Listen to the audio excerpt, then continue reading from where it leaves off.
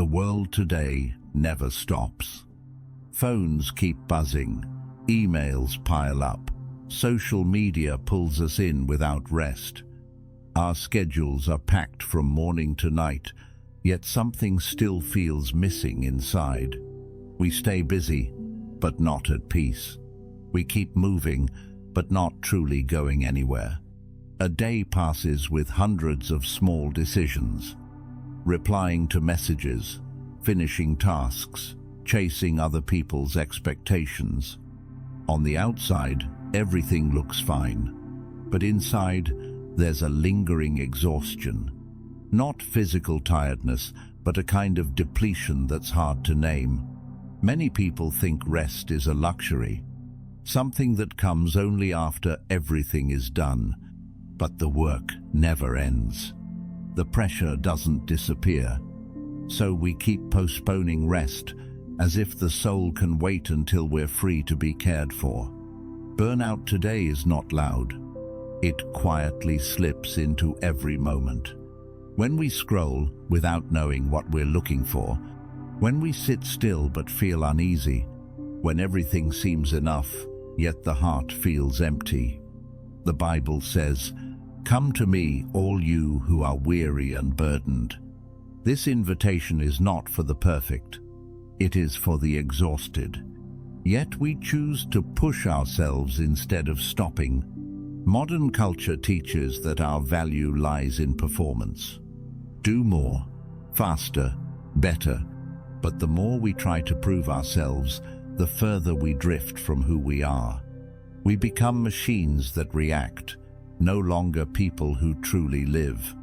In moments of silence, we begin to notice the emptiness. With no noise to cover it, we face ourselves. And that scares us. Because deep down, we know we've drifted far from true peace. Constant motion creates an illusion of control. Stopping makes us feel fragile. But the truth is, we don't control as much as we think. And the fear of losing control keeps us from resting. Every notification pulls at our attention. Every expectation becomes an invisible pressure. Over time, the mind becomes fragmented. We do many things at once, but complete nothing fully, and the soul is left behind. No one really teaches us how to rest. We only learn how to distract ourselves from being tired. But distraction doesn't heal. It only helps us forget the emptiness for a while, before we return to the same cycle again. There are nights when we lie down, but the mind keeps spinning. The body is still, but the thoughts don't stop. We call it normal, but it's actually a sign of a soul that has not been rested. The more we try to fill our time, the more we feel lacking. The more we search outside, the further we drift within. The chaos doesn't only come from the world, but from how we respond to it every day. Sometimes we wonder why we feel so tired, even without heavy work. The answer isn't in the number of hours we work, but in the fact that we never truly stop. We've never really allowed ourselves to let go. Believing that rest must be earned is a burden, because there will never be a moment when we feel it's enough. There is always unfinished work, always something to improve. So we keep running with no stopping point. But what if constant striving is not strength, but a sign of disconnection? What if the chaos is not out there, but happening within us? Then what needs to change is not our schedule, but the way we live. From the very beginning, the rhythm of life was set. Work, then rest. Not a suggestion, but a structure. Not because God needed to stop, but because humans cannot keep going without breaking. Yet we live as if rest were optional. You've grown used to filling every empty space. When you're free, you find something else to do. When it's quiet, you reach for your phone. Rest begins to feel uncomfortable. Not because it's wrong, but because you're no longer familiar with stillness long enough to feel safe in it. The Sabbath is often misunderstood as a rigid rule, but its nature is not about force. It is an invitation. An invitation to stop, not because everything is finished, but because you are allowed to stop, even when things remain undone. Stopping is not weakness. It goes against everything you've been taught. You were taught to push, to do, to achieve. But the Sabbath asks the opposite. Stop striving. And that feels unfamiliar, even wrong, even though it is exactly what you need. Trust is not easy when you are used to control.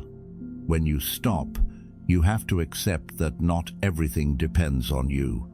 The work goes on, the world keeps turning, even without your intervention. And that is where trust begins to replace control. Keeping a quiet day in the middle of a busy week sounds unrealistic. But the issue is not time, it's priority. You always have time for what you consider necessary. And if rest is not on that list, you will always pass it by. When you choose stillness, you go against the culture around you. A culture that measures worth by productivity, but even when you do nothing, you still have value. That is hard to accept, because it breaks the way you've learned to see yourself.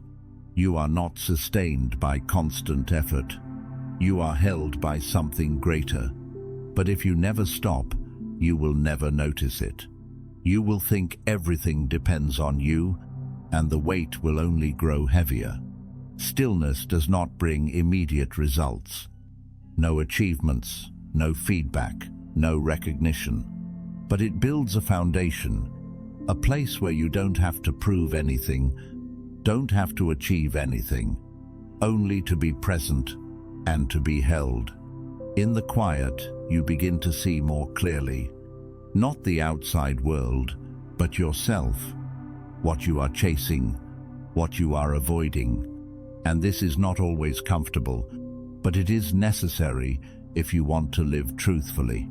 You cannot remember who you are if you are always busy playing someone else. Work, roles, responsibilities all have their place, but without pauses, you will confuse what you do with who you are. The Sabbath does not take anything from you. It gives back. It restores the focus, the clarity, and the peace you have lost. But to receive it, you must be willing to let go. Not let go of everything, but let go of the need to control everything. You can start small. A moment without devices. A morning without rushing. A space where you do nothing. It doesn't have to be perfect. It only needs to be real. And slowly, you will begin to see that you lose nothing by stopping. You are being restored. Not everyone will understand this choice. Some will see you as slowing down. But slow does not mean falling behind. It simply means you are living with awareness instead of being carried along without knowing where you're going. When you stop long enough, you begin to remember that life is not only about doing and achieving, that you were never meant to carry everything alone. And in that stillness, you are not just resting, you begin to trust again. You don't have to wait for life to slow down before you can rest. That almost never happens. The schedule stays full, the work keeps coming. But true rest begins when you choose to slow down, right in the middle of what's happening, instead of waiting for everything to be perfect before you stop. A busy day can still hold space.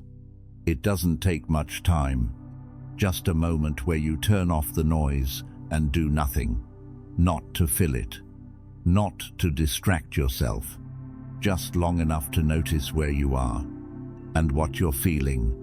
You don't need to leave your life to find peace. You need to learn how to be present within it, right in your work, in the small things, in the moments that seem unimportant. Peace is not somewhere else. It is in the way you show up. Many people think rest is escape, walking away from responsibility, avoiding pressure. But that is only temporary. True rest is not running from life, but staying with a different state of being.